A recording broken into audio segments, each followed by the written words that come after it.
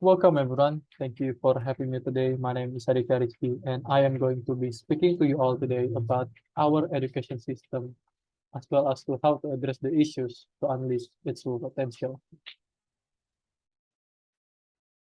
Our current education system is failing us. Even long before the pandemic, this has been a continuous issue. There's a chance that by the time you graduate and need to find employment, there's a potential that you might have a tougher difficulty finding one since the demands of the labor market have been replaced by primarily, if not entirely, by AI or artificial intelligence.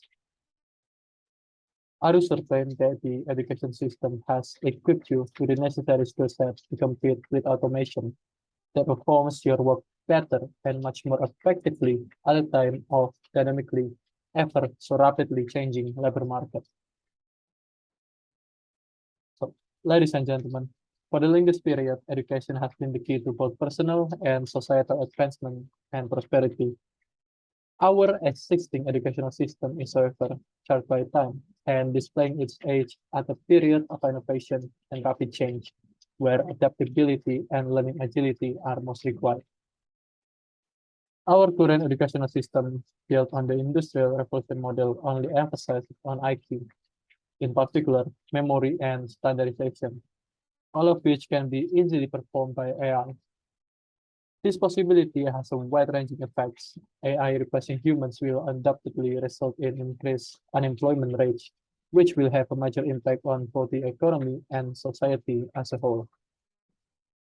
So, at this time of age, IQ alone is not enough to fully realize one's potential, but either a solid combination of IQ or intelligence, AQ or emotional intelligence, and RQ or resilience is required.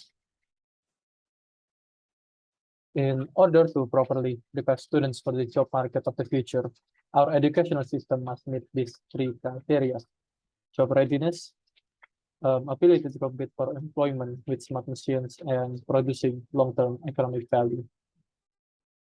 These three criteria are used to evaluate it, and it is revealed that first, 34% of students believe their schools are not adequately preparing them for the job market. This gap between education and employment for students has to be urgently bridged.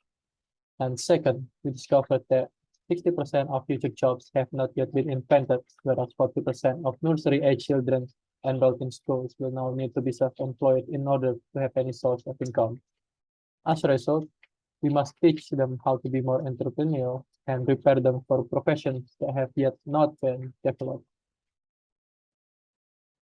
And while we are working to reform the education system, we must simultaneously find a way to make education more accessible to the broader population. According to UNICEF, more than 72 million children who are of primary school age are not in school, and 750 million adults are illiterate and unable to better their living conditions or those of their children.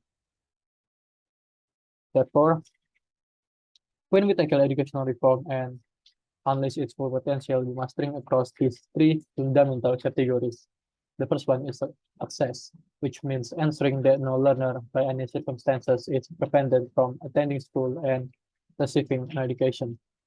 Second one is equity, which means treating all students equally, ensuring that every child has the resources needed to get to school and thrive. And the third one is quality, which means that success must be measured in a more comprehensive way that takes into account personal growth and societal impact. Learners who get a high-quality education will have the capabilities and competencies needed to be economically productive, get sustainable livelihoods, improve personal well-being, and help their community. With all things considered, it is clear that resolving the global education crisis, of course, is in everyone's best interest. As Antonio Guterres, the Secretary General of the UN, said, investing in education is the most cost-effective way to drive economic development, improve skills and opportunities for young women and men, and unlock progress on all 17 Sustainable Development Goals. Ladies and gentlemen, as was previously stated, let us reform education to meet the demands of the 21st century and work to build a bridge between education and academic independence and employability. By fusing the knowledge of the past with the technology of the present, we can finally free education from the constraints that have long held it back and put it to its full potential in order to meet the challenges that lie ahead in the future. Thank you.